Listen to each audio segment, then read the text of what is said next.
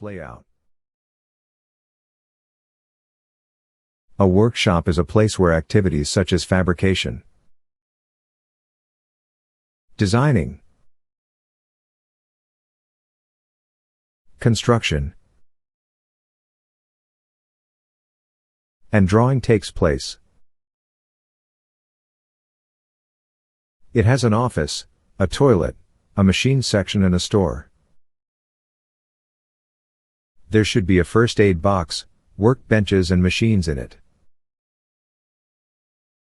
Workshop safety rules and regulations. Bench workers. Carry out all your activities with care and caution.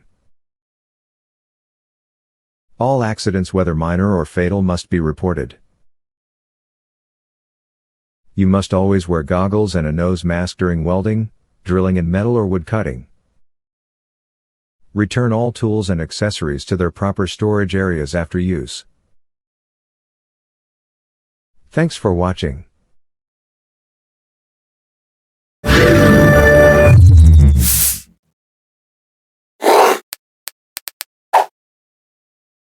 Workshop layout.